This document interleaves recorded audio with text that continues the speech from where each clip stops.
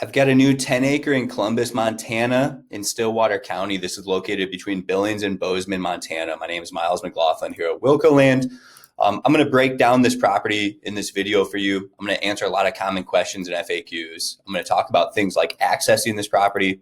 I'm going to show you guys the topography and the landscape of the property, show you where it's located on a map and all that good stuff. So this is pretty bread and butter stuff for us here at Wilco Land. 10 acre properties in the woods like this, beautiful topography, beautiful terrain. This stuff sells really well. A lot of folks are interested in this type of land in Montana.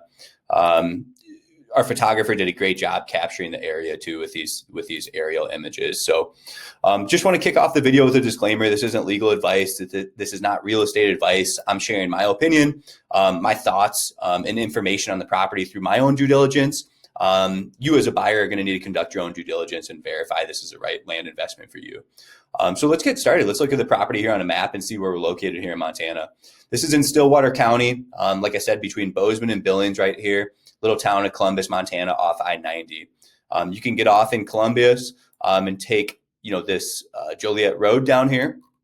And it's pretty easy to access the property. I'll get into that here in the video here in a minute too. But really wanted to show you a bird's eye view first. Really close to Yellowstone National Park. This is a beautiful part of the country. We could see that in the photos. Still quiet, still gives you real Montana feels out here. So number two, I want to talk about pulling the property up on satellite imagery to show you what we're looking at here. So again, we can see Columbus up here. And if I zoom into the property, you can see there's roads heading back here, very distinguishable roads. People are living back here. People are accessing their properties. You'd keep coming on this road and it takes you gets you really close to our property. So this is a neighbor's spread right here. He's got a really cool spread. It looks like I've been in contact with that neighbor. And you come through here and this is a fork in the road and you either go up through here and maybe you can shoot some sort of access route right here, or there's an easement basically that goes north and south. I'll pull up the documents and the language we have on access as well. But I guess you could shoot the last little portion of your driveway, right down this property line, basically onto the corner of your lot. There is, with this property, there is some sort of, let's see here, like wetland, basically. Some drainage from like Tuck Creek that might run through here. This is a pretty big section of land right here. Like if we look at that, like this is the size of a house. Like you could easily fit, like you could almost fit this spread potentially in this corner. I'll draw it out for you just to get an idea. If you're not, if that concerns you, you still have some really nice usable property. You could, the creek or whatever is dry. Like if we go back to the photos here, there's nothing wet about this property. I don't know if that's seasonal or what, but you can actually see, here's that fork in the road. This looks like the neighbor's property, right? And so you can see, I don't see anything wet. Plenty of people have developed back there. Just trying to show you guys, if some people buy these properties sight unseen. So I just want to show you guys, what we're looking at. Good road access. There's down to the neighbors. This looks like our property, I'd take it. This might be that drainage. Nothing looks wet about it. I don't know if that's seasonal or if that's just on a map, maybe. You can kind of see the creek down here. Again, pretty speculative. I haven't been to this property myself. You can kind of see the drainage. Maybe this is it that we're looking at. What do? Do you put a culvert in? Do you put some fill and a culvert in and go over that? You put a little light bridge on over there? I don't know. Do you even need anything? That's a good question for the state. But you'll figure out a way to make this property work, even if you were stuck with a little off-grid, kind of structure like this person's got. If I look at the measurements here, you're at a half an acre of land right here at our price point. You can't even find a half an acre in Montana for less than 50 grand. That doesn't even exist. So it looks like this person, is almost in the drainage canal down here. So I don't know, what gives, right? Here's some sort of structure too, some sort of structure and some old foundation. I don't know what folks are doing out here. I haven't been to this property myself, but people are clearly accessing their properties and developing.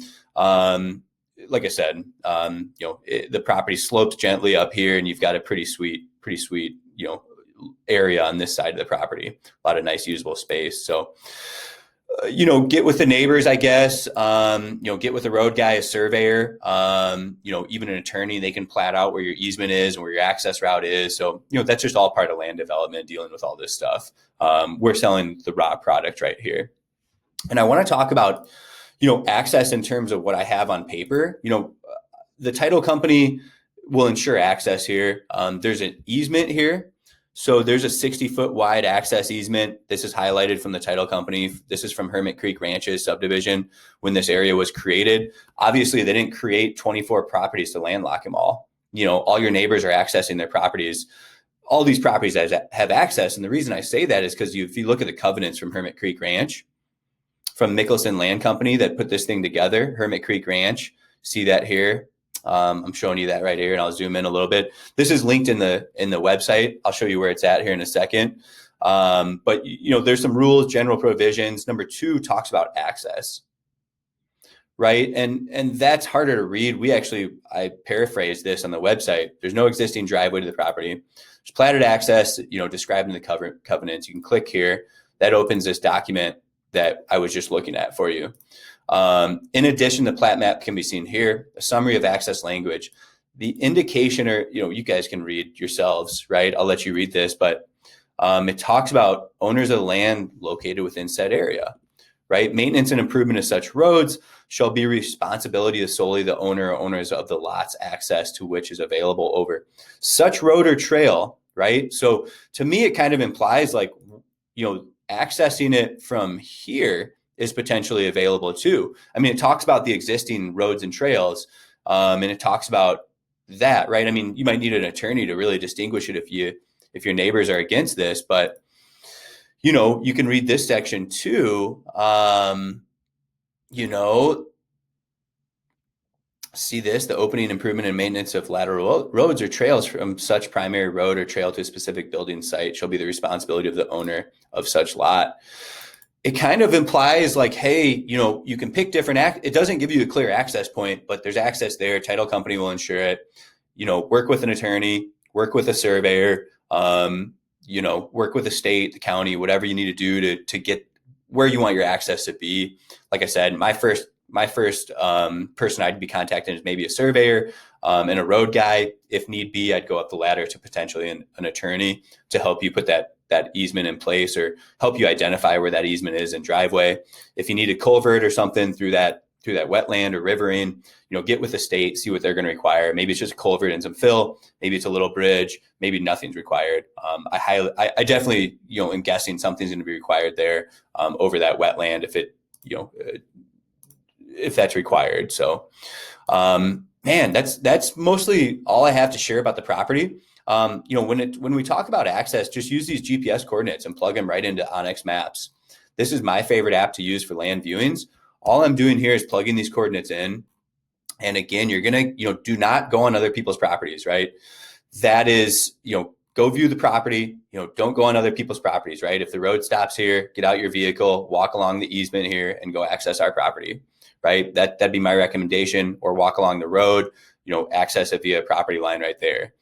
You view at your own discretion. You can see the road basically gets to the property. It does end short, but it's really easily distinguishable. You can really get up here. You're going to want to follow these GPS coordinates. You're going to want to stay on this Skibstad Road. I don't know if all the road signs are right, but this Joliet Road, the road I was talking about originally, comes in from Columbus. This is a main road, Joliet Road.